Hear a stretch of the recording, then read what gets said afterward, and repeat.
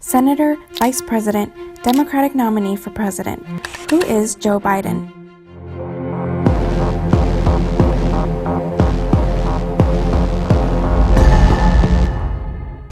I'm a proud Democrat, and I'll be proud to carry the banner of our party into the general election. So it's with great honor and humility, I accept this nomination for President of the United States of America. On August 20th, Joe Biden accepted the Democratic Party nomination to run against incumbent President Donald Trump.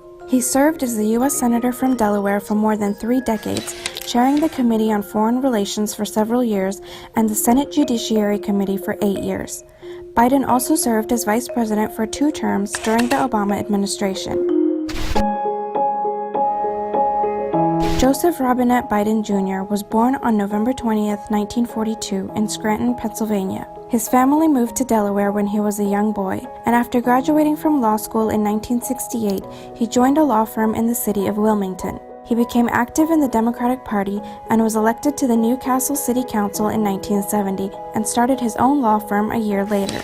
The Delaware Democratic Party urged Biden to run for the U.S. Senate against popular Republican incumbent J. Caleb Boggs in 1972. With his family's rigorous campaigning, Biden won the race, becoming the 5th youngest U.S. Senator in history. Around this time, however, a tragic car accident killed his wife and 1-year-old daughter and severely injured his 2 young sons. Biden was inconsolable, but his family encouraged him to honor his commitment to the people of Delaware, so he took the oath of office from his son's hospital room. Biden remarried in 1977 to Jill Jacobs. They had a daughter together named Ashley.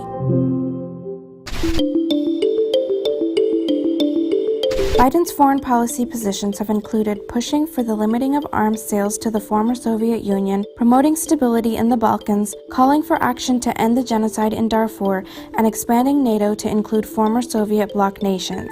Biden opposed the first Gulf War in the 1990s, but took a different stance during the second Gulf War in 2003. The president's policy, as well as the surge, are not working. Though he was critical of President George W. Bush's handling of the war, his claims that he opposed the invasion from the very moment it began are not true. Not only did Biden vote for the Iraq War, he strongly influenced Congress's decision to authorize the invasion in 2002. As chair of the Foreign Relations Committee in the Democrat-controlled Senate, he used his authority to choose the 18 witnesses for the Senate's Iraq hearings by selecting those with pro-war positions.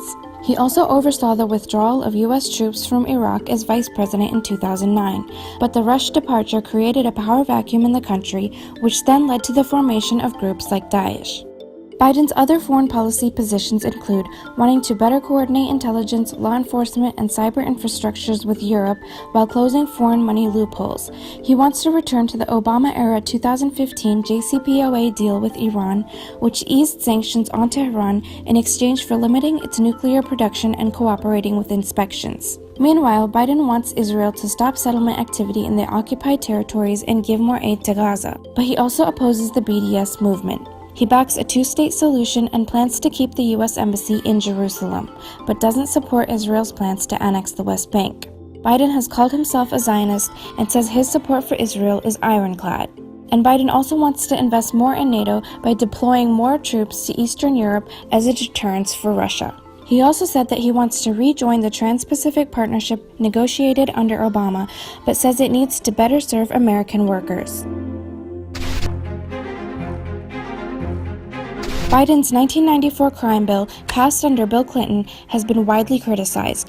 Under the premise of cracking down on violent crime, the law called for an additional 100,000 police officers and extended the death penalty to 60 new crimes, including drug-related ones, which contributed to a wave of mass incarcerations that disproportionately affected minority communities. But the law, officially known as the Violent Crime Control and Law Enforcement Act, also had other elements. It included the Violence Against Women Act, which was passed with bipartisan support, and which changed the culture around sexual assault and domestic violence. The act also implemented an assault weapons ban and funding for background checks for firearms purchases. Biden now also supports smart gun technology that only fires with the owner's finger on the trigger. Biden sparred with Donald Trump during the second presidential debate over immigration. Their kids were ripped from their arms and separated. And now they cannot find over 500 of sets of those parents, and those kids are alone. Nowhere to go. Nowhere to go. It's criminal.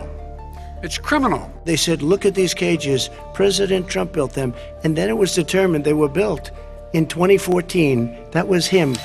The cages were in fact built during the Obama administration and held many unaccompanied immigrant children from Central America. Children were also separated from their parents at the time, but just not at the same rate or as part of a formal systematic policy as is being done under the current administration. During his time as vice president, Biden helped increase deportations of illegal immigrants from Latin America, but he prioritized those with criminal records. He now says he supports a path to citizenship for children who arrived illegally with their parents, but he doesn't support decriminalizing illegal border crossings and wants to increase screening procedures at the border. I won't traffic in fear and division. I won't fan the flames of hate. I'll seek to heal the racial wounds that have long plagued our country, not use them for political gain. During the first presidential debate, Biden called President Trump a racist who uses dog whistle language.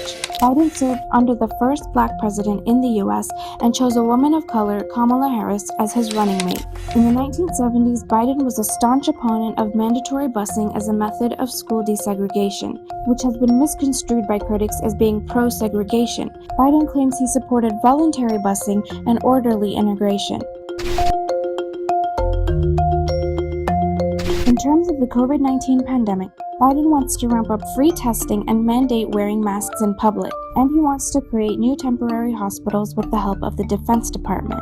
In terms of healthcare, he says he wants to expand the Affordable Care Act, also known as Obamacare, by creating a public option like Medicare, referring to his plan as Biden Care. Some controversies do face Biden. He's often come under fire for inappropriate contact and comments towards women. Recently, he told a group of young Haitian girls in Florida that he'd like to see them dancing when they're older, and women have spoken out against his behavior in the past. At least 8 women have alleged that Biden either touched them inappropriately or violated their personal space in ways that made them uncomfortable. Before leaving office, Obama awarded Biden with the highest civilian honor, the Presidential Medal of Freedom, in 2017. This is Joe Biden's third attempt to run for president. He ran in 1988, but dropped out of the primary after being accused of plagiarizing part of his speech. He ran again in 2008, but lost to Barack Obama, who later took him on as his running mate. If elected this time, Biden would be the second Catholic president in U.S. history after John F. Kennedy. So, will the third time be a charm for presidential hopeful Joe Biden?